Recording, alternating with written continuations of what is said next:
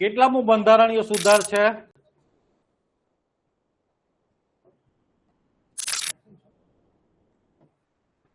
એકસો 64 ભારતના બંધારણમાં સુધારા થયા જ નથી પહેલા તો.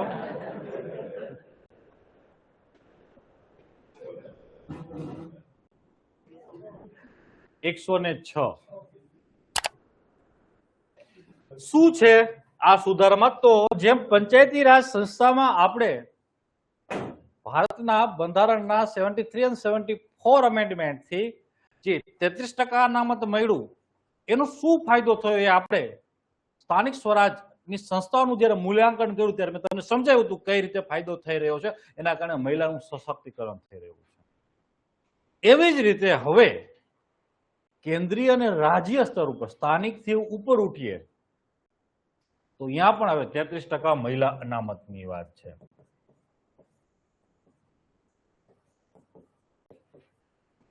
એટલે કે લોકસભા અને વિધાનસભામાં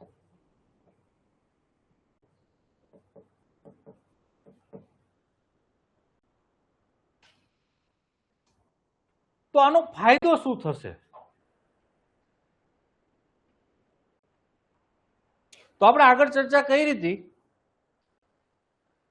કે સશક્તિકરણની પહેલી પાયાની શરત છે કે વ્યક્તિનું કા આર્થિક સશક્તિકરણ થવું જોઈએ કા રાજકીય સશક્તિકરણ થવું જોઈએ. જો આ બંને પ્રકારના સશક્તિકરણ થાય છે તો એ વ્યક્તિનું આપોઆપ સશક્તિકરણ થાય. તો જ્યારે મહિલાને રાજકીય સશક્તિકરણ કરે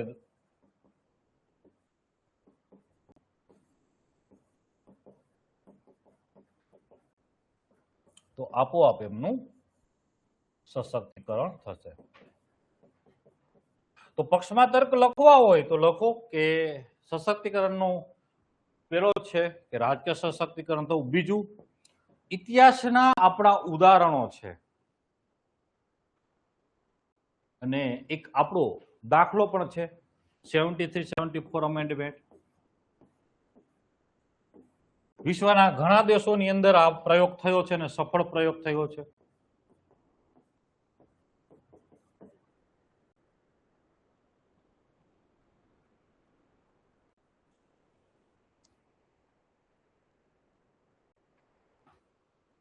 હવે આમની એક ચર્ચા એ થાય છે કે મહિલાઓ ખરેખર આ હોદ્દાઓ ઉપર બેસવા માટે લાયક છે ખરી અથવા એમની પાસે એ ક્ષમતા છે ખરી? તો યસ, એના ઉદાહરણમાં આપણે લખીએ છીએ ઇન્દિરા ગાંધી. માત્ર ભારતની જ નહીં, દુનિયાની સૌથી સશક્તશાળી જે વડાપ્રધાનની લિસ્ટ બને એમાં હજી આ બેન આગળ જ આવે છે. કોઈ રાષ્ટ્રના બે ભાગલા કરી દેવા એ દુનિયાના ઇતિહાસમાં કે ઘટના ઘટી નથી. એ કૂટનીતિથી, એ રણનીતિથી તમે જો એમને કામ કરી બતાવ્યું છે. એક ઉદાહરણ તમારી સામે મૂકું છું. પુતિનને આપણે કેટલો સશક્તશાળી માણીએ છીએ, યુક્રેનમાં ફસાઈ ગયો છે. 2022માં એમને રશિયાએ હુમલો કર્યો. આજે 2026 આવી ગયું છે. 4 વર્ષથી યુદ્ધ થઈ રહ્યા છે ને 3.5 થી 4 લાખ સૈનિકો રશિયાના મૃત્યુ પામ્યા છે. છેલ્લો હમણાં 3 દિવસ પહેલાનો રિપોર્ટ છે. 50,000 યુક્રેની સૈનિકો મૃત્યુ પામ્યા છે અને 3.5 થી 4 લાખ સૈનિકો રશિયાના મૃત્યુ પામ્યા છે. 14 લાખ સૈનિકો ઇન્જર્ડ થયા છે. તો આ લોખંડી નેતૃત્વ કહી શકાય ખરું? એ ટ્રમ્પ વિશ્વ સત્તા કહેવાય. આ તો એવા સમયની વાત છે કે ભારત ત્યારે લલુ પંજુ ભારત હતું. એટલું સશક્તશાળી ભારત નહોતું. ટોપ 50 દેશમાં આપણી ઇકોનોમી નહોતી આવતી. આ એ સમયના ભારતની વાત છે. આજે તો ભારત બહુ મોટું અર્થતંત્ર ધરાવે છે, મોટું માર્કેટ ધરાવે છે. આજે આપણે જીઓપોલિટિક્સમાં બહુ મોટું નામ ધરાવીએ છીએ. તે દિવસે આપણે ભીખ માંગીને ખાતા હતા. એકદમ સારા શબ્દમાં કહું ને તો આપણે આપણા દેશને ખાદ્ય સુરક્ષા માટે આપણે અમેરિકા ઉપર નિર્ભર હતા. તો એ જ થયો ને એનો ટૂંકો સાર જે કાઢવો હોય તો એ જ થાય. આજે તો આપણે ખાદ્યાન્ન ક્ષેત્રે આત્મનિર્ભર છીએ. આપણી પાસે સર્વિસ સેક્ટર બહુ મજબૂત છે. એ લોકો આપણા ઉપર સર્વિસ સેક્ટરમાં નિર્ભર છે. બે વચ્ચે અંતર હોય. ગરીબો એને બોલવું ને અમીરો એને બોલવું, બે વચ્ચે અંતર હોય. તો આ ઉદાહરણ દુનિયામાં આપણી સામે છે જ કે જ્યારે એમને તક મળે છે ત્યારે એ ઝંડા ગાડી દે છે. ને ખાસ કરીને કેરટેકિંગ ઇકોનોમીનો સમય છે આવનારા સમયમાં.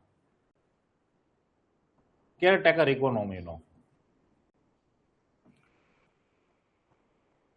કેરટેકિંગ ઇકોનોમી અર્થાત એવું ઇકોનોમી કે જ્યાં હવે મસલ્સ મની પાવરના બદલે ઇમોશન બહુ હાવી થતા હોય. એટલે ઘણી વાર કહેવાય છે કે 21મી સદી કેની, ઘણા કે એશિયાની, ઘણા કે યુરોપની, ઘણા કે આફ્રિકાની, 21મી સદી મહિલાઓની છે.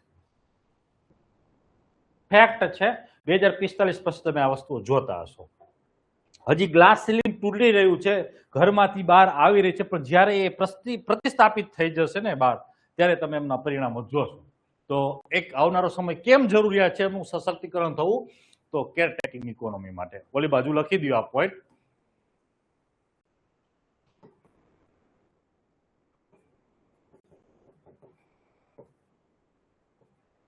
હવે વારંવાર ચર્ચા થાય છે કે સરપંચ પતિ વાળો સિદ્ધાંત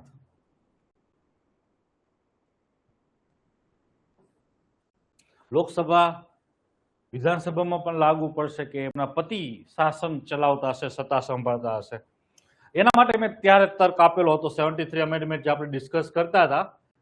તો ત્યાં સશક્તિકરણ ઉત્ક્રાંતિક ક્રમમાં થતું હોય છે, ધીમે ધીમે. મેં મારા પરિવારના ઉદાહરણથી તે દિવસે સમજાવ્યું હતું, ખબર છે? હા બસ. તો ભલે શરૂઆતમાં એવું લાગશે પહેલા ટર્મમાં, અને આમાં એક સર્વે પણ છે હરિયાણાનો. પહેલા તબક્કામાં એવું લાગ્યું કે હા એમનો પતિ શાસન ચલાવે છે. બીજા તબક્કામાં વધુ સક્રિય થાય છે સત્તામાં મહિલા. ત્રીજા તબક્કામાં મહિલા સત્તા સંભાળતી હોય છે. જ્યારે ત્રીજી ટર્મમાં એને વ્યક્તિ તાલુકામાંથી જિલ્લામાં ચૂંટાય તો એ પોતે જ સંભાળતી હોય છે. તો આ રીતે પણ કામનું છે. તો એક તર્ક પડકારોમાં. હવે આમનું વ્યવહારિક અમલીકરણ.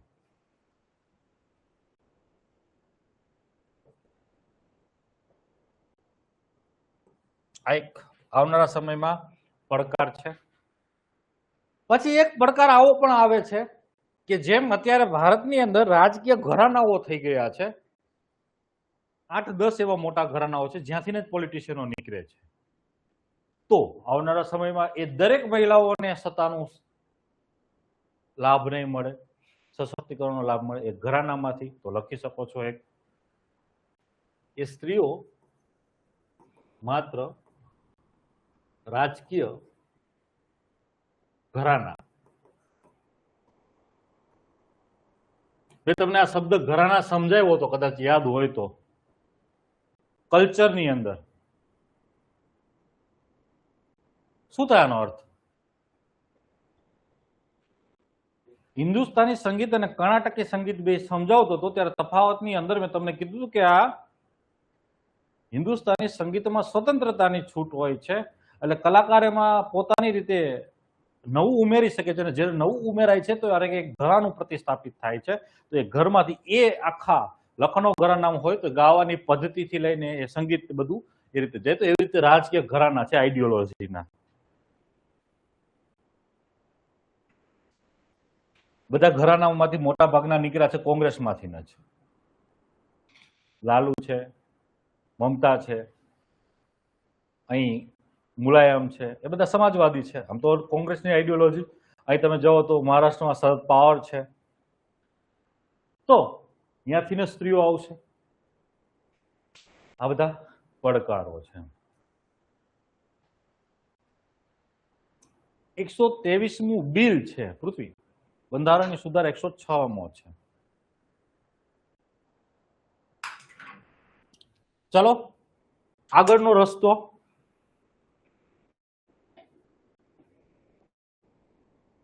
શું લખ્યું છે? આપણે ચર્ચાપત્રને 4 ડાયમેન્શનથી લખીએ છીએ ને. પેલો સાંપ્રત પ્રવાહ લક્ષી, બીજો સકારાત્મક, ત્રીજો પડકારાત્મક, ચોથો ઉકેલાત્મક. તો અહીં કેમ ચર્ચામાં છે નારીવંદન બિલ? તો તાજેતરમાં સરકારે હમણાં છેલ્લી જે બેઠક મળેલી હતી સંસદની, એની અંદર આ બિલ કેવી રીતે રજૂ કરેલું હતું, ડિલિમિટેશનની સાથે, અને કોલાપ્સ થઈ ગયું. તો એના કારણે ચર્ચામાં હતું. કોલાપ્સ થવાનું કારણ એ હતું કે લોકો નારી વંદન બિલના વિરોધમાં નહોતા, વિરોધ પક્ષો એ ડિલિમિટેશનના વિરોધમાં હતા. ડિલિમિટેશનના વિરોધમાં કેમ હતા? તો ડિલિમિટેશને એવું કીધું કે આપને ખબર છે નોર્થ સાઉથ ડિવાઈડ, અત્યારે આપણે જે લોકસભાની સીટો ફાળવવામાં આવે છે એ વસ્તીના આધારે ફાળવવામાં આવે છે, અને અહીં કોઈ વસ્તીની કમી નથી, એટલે આમને સીટો વધુ મળે. અને આને છેલ્લા 20-30 વર્ષની અંદર વસ્તી ઉપર ખૂબ કામ કર્યું છે. એના કારણે વસ્તી નિયંત્રણ થયું, અને અહીં વસ્તી ઉપર ખરેખર કામ કર્યું છે, એના કારણે વસ્તીનો વિસ્ફોટ થયો, પ્રસ્ફુટન થયું.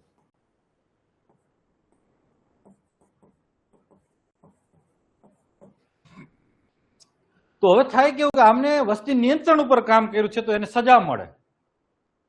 લોકસભામાં સીટો ઓછી થવાની છે એમની, દક્ષિણના રાજ્યોની, આની સીટો ઓછી મળતી હતી, અને આમને જેને કામ નથી કર્યું તો એને સજાના બદલે મજા મળી, વધુ સીટો મળી. એનો ફરક પડતો હોય છે પોલિસીની અંદર કે એમના જ્યારે આમના સાંસદો 400 થી 500 બેસે, 800 માંથી આમના સાંસદો 150 બેસે, તો જે બિલો બનવાના છે, જે વસ્તુ બનવાની છે, બધું કેને અનુલક્ષીને વધુ બનવાનું છે. તો ધીમે ધીમે ધીમે બજેટમાં અન્યાય થવા લાગે, ધીમે ધીમે ધીમે ફાઇનાન્સની અંદર બધી વસ્તુમાં અન્યાય થવા લાગે.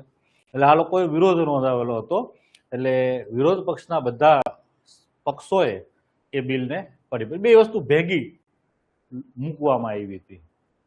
એટલે એ લોકોએ પોલિટિક્સનો લાભ લીધો કે આ લોકો નારી વિરોધી છે, જેમનો લાભ એને બંગાળના ઇલેક્શનમાં મળ્યો. જાણી જોઈને જ મૂકવામાં આવેલું હતું. તો આની કરંટમાં હતું. પોઝિટિવની અંદર મેં અહીં તમને એ જે આપણે ચર્ચાપત્રના 4 ડાયમેન્શન લખીએ છીએ,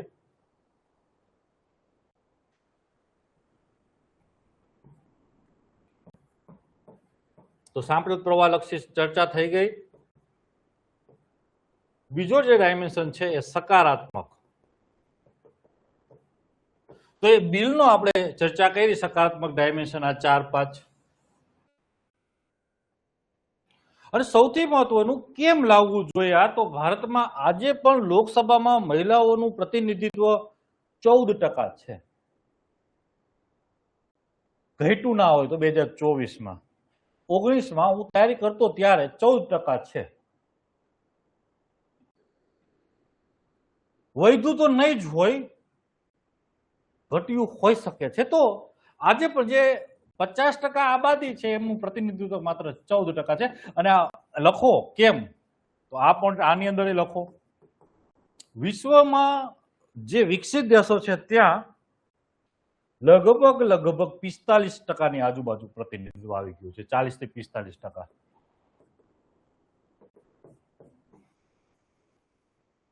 તો એક પોઈન્ટ. બીજો, રાજકીય સશક્તિકરણ થી મહિલા સશક્તિકરણ. ત્રીજો, આપને સારો સફળ પ્રયોગ થયો છે, વિશ્વના ઘણા સફળ પ્રયોગ છે, અને કેર ટેકિંગ ઇકોનોમીનો આવનારો સમય છે, તો એમનું સશક્તિકરણ થવું જરૂરી છે.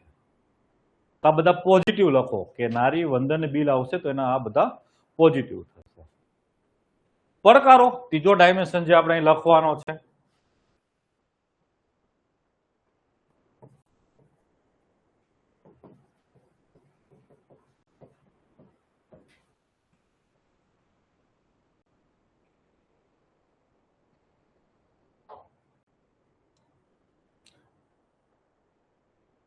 સરપંચ પતિ વ્યવહારિક અમલીકરણ માત્ર અમુક ઘરમાંથી જ, અને મહિલાની લાયકાત સામે અથવા સક્ષમતા સામે પ્રશ્ન.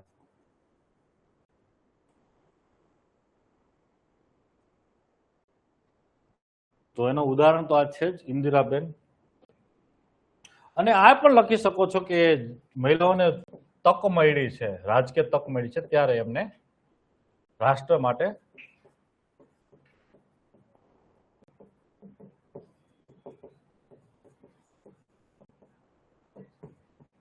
તો આ 4-5 એમના પડકારો લખો. હવે આગળ લખીએ. છેલ્લો જે ડાયમેન્શન છે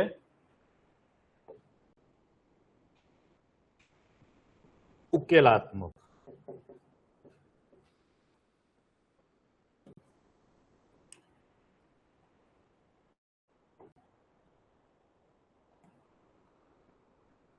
તો ઉકેલાત્મક પક્ષ લખીએ આપણે.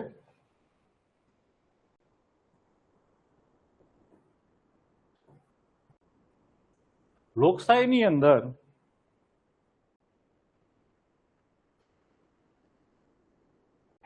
દરેકના સશક્તિકરણ માટે દરેકનું પ્રતિનિધિત્વ જરૂરી છે.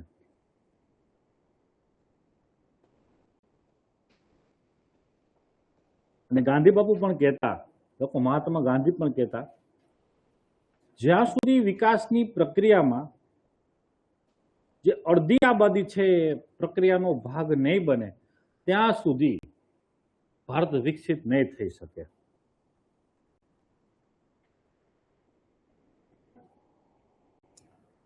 અડધી આબાદી, ભારતની અડધી આબાદી જો વિકાસની પ્રક્રિયાનો ભાગ નહીં બને ત્યાં સુધી ભારત વિકસિત નહીં થઈ શકે.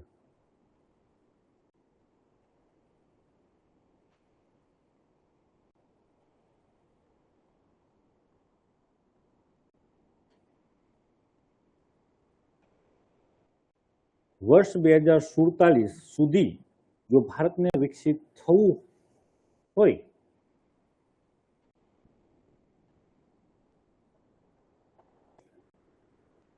તો નારી વંદન બિલ થકી રાજકીય સશક્તિકરણ, તો મહિલાનું રાજકીય સશક્તિકરણ અને રાજકીય સશક્તિકરણ થકી મહિલા સશક્તિકરણ માટે દરેક પક્ષ, દરેક સમૂહ,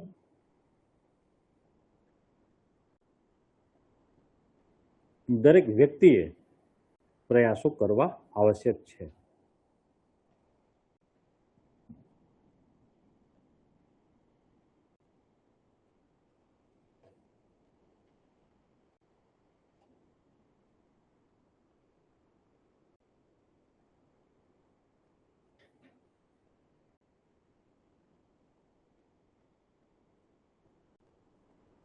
ચાલો, તો આ તમારું નારી વંદન બિલ થયું. પર્ટિક્યુલર નારી વંદન બિલની ચર્ચા કરી. મહિલા સશક્તિકરણનો ટોપિક આખો કરાવીશ.